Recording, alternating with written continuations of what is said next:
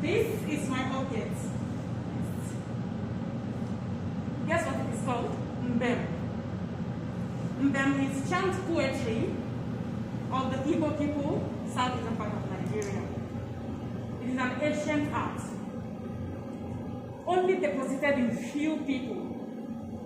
Perhaps in the olden time, we had a lot of people, usually old people, who present this art. It could be a man, it could be a woman.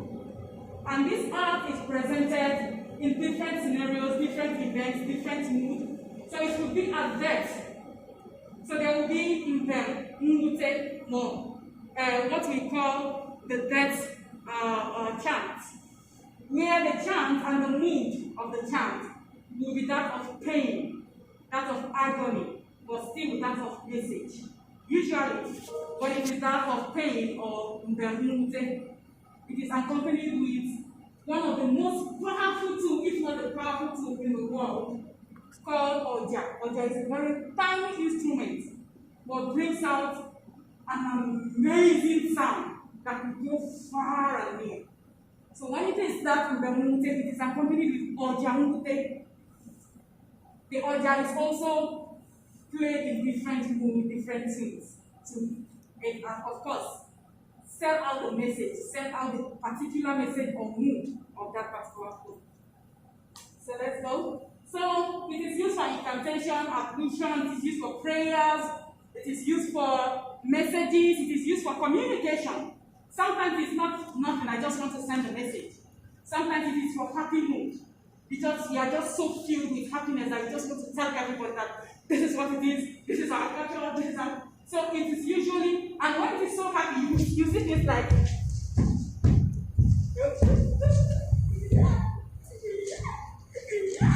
So that we call itunza. So when the person presenting the poem is so happy, you will see a lot of that, especially if it's a woman. For the men, you will see different mood and different expressions. Sometimes you see them shaking their chest. It is a way of saying, we are happy. And the message I am sending is a very, very happy one. So, in the olden days, as you can see, the instruments performed with Igbo. You might not see it, but I think that in the presentation you will see some of those instruments. It used to be one of the arts that masquerades present. Masquerades still present it, which is why it's a kind of started dying off. When Christianity, colonialism, and everything came in, it became like an art of the evil people, an art of people who are not Christians, an art of people who are not modernized, right? So it started dying off. But 2 years ago, we started talking about it. I don't know how I came about it anyway. But I do remember that I was very young. This is the next slide. I do remember that I was very young when my grandmother gave me some beads. I don't have the beads here, but it's a waist beads. And as a young child, I was like, oh, what is this whole thing? I never knew that sometime in my life, because I wasn't born in my part of Nigeria. I was actually born in the open part of Nigeria. So it's different culture, different language, different everything. So I was that girl who grew up in the city, not in the villages. But then, somehow, about 6-7 years ago, I saw myself becoming a cultural figure, a cultural enthusiast, a culture promoter, a language promoter, language speaking, and then the art came. So, when we presented with different instruments, this is Nza, as you can see. That's the only one I could bring.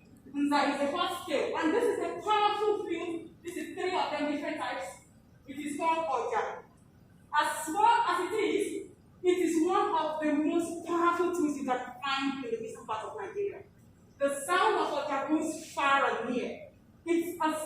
that when it starts, sometimes it moves people. It is called as an instrument that awakens both the spirit and human. So when it starts, and the prayer is so good, and not everybody plays it. It's like from generation to generation, people are handed over to it, just like the chant. Or it can make people start cutting down trees. It can make people start taking these chairs and breaking them. Just because of how the instrument moves them. Because when it starts, it's like it goes right into your spirit. You say, wake up! And that is what's called. And if it is out of pain, everybody here will start crying. Because it goes so deep to pick out the emotions. So this is the Iba, the drum, the drum is universal, everybody knows the drum. And this is okay. It has the bigger one that stands, and then it has the smaller ones. Very powerful too, but this is the vessel, it's like a pot. It just like boom. It just feed in some of the air. It just something like it sounds like the bass part of the piano or something. Okay. Yes. So this was when I went to the UK to perform with the Royal National Theatre. As you can see, I was made to look like an Asian figure, where I had my grandmother's beads on my waist. I had the whole costume, the beads, the nza, of course. Nza is one of the instruments that, whenever you hold it, it is royalty, and it means that you want to send a message. If you are not royalty and you are holding nza, you definitely want to send a message. Which is a control message. People will be looking at you because they know at any point in time, you might either perform or say something that everybody needs to hear. So whenever you see someone holding this, people tend to wait for that performance because they know definitely the person will say something. So we have awakening chants, war chants, call chants, advice chants, warning chants. Warning chants is usually done by the masquerades. So you are living in the society and you are living a certain kind of life. We have a time in the year when the masquerade will come out and start warning you, telling you that we see what you have been doing. You have been acting some unacceptable attitudes. We are seeing you. They keep warning you until the day you refuse to listen. Someday they might bring you out to flog you in public. So that was then when we started watching this, but we still. Then we have the satire where it could be the leaders of the society. This masquerade usually also be the satire chant, but again, anybody can be the spirit. So this is the beat that my grandmother gave me. Like you said, I read the story there. Gave me this beat that I kept one day. Funny enough, I never really valued that beat until she died. For some reason, as soon as she died, I was like, I remember she gave me something. Can I not help me find it? But then my mother helped me to find it. But these beads are so precious to me. I go with it anywhere. I have it in America, anywhere it is. When I wear it on my waist, it's like my grandmother is sitting through me. I chant like no one's business. I chant so that everybody will hear it. I chant anywhere, which is what really helped me because when I started, it was not fashionable. People were like, oh, what is she doing? But then I continued on until I started getting calls from different parts of Nigeria. People who do not understand my languages were asking me to come and chant. They are happy. You don't need to hear it in music or whatever is a universal language. Although the chant is still fighting whether it is music or, but then we keep telling them it is chant. Chant is not very, what would I call it? It's not like something like general or universal. Really, some people have chant all across the world, but it's not an art that has really been promoted like music.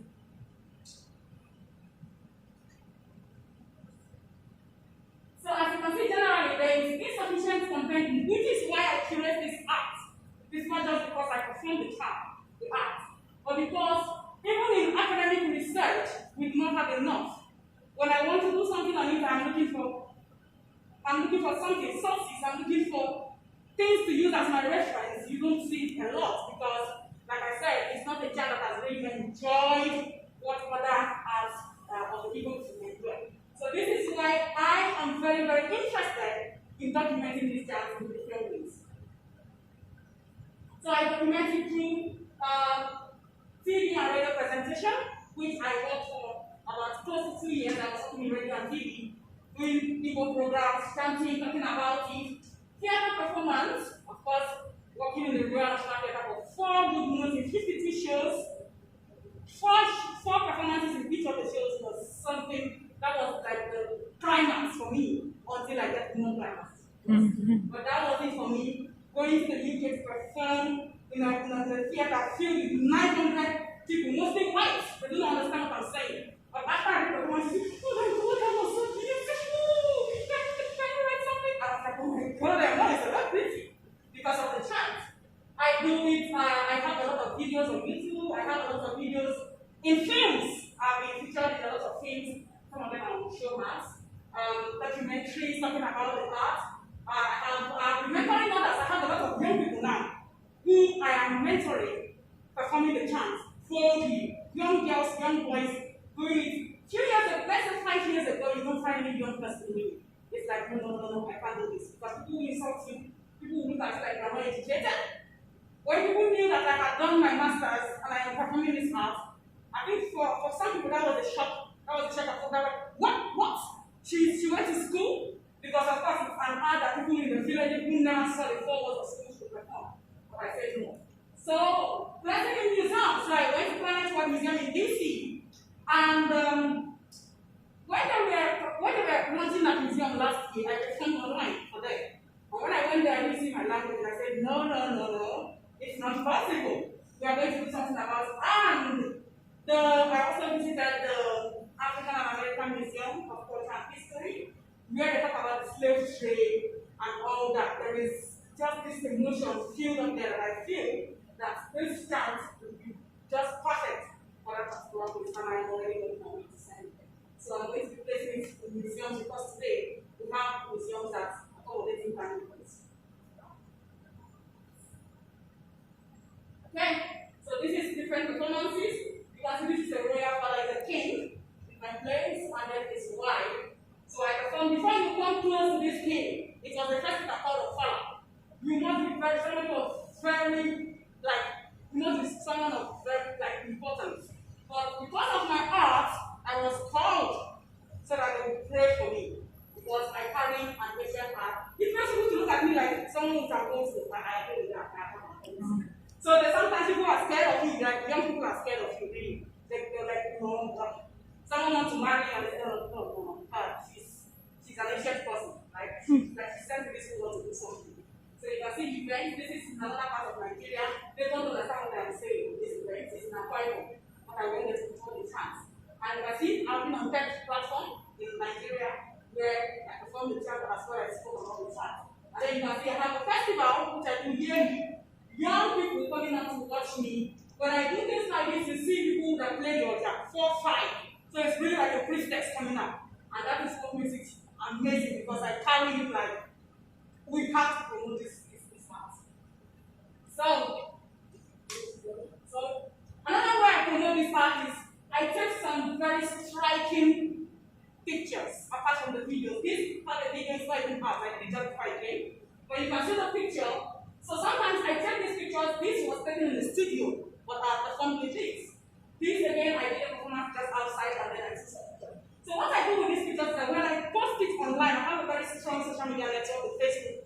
When I post it online, I ask people to start remembering some ancient tales and stories and things about chant. What do you call chant in your past? Because we have different dialects also in the book. So you see them, this particular photograph actually inspired a lot of things. Poetry, articles, people were writing, people were making videos, people were doing animations with this picture because it's like an ancient picture, like an ancient warrior. And I actually spent money to do the costume and take the pictures. So it's one of the ways that I really get people talking. Because one of the ways to really promote is not just about performing, but get people to talk about it, to yearn for it, to want the art. So this is some of the ways that I also do art. So you can see I love chatting. I don't know if this is there, but maybe in the presentation I will I can share the presentation. Okay, so that you can also see some of the videos without the time.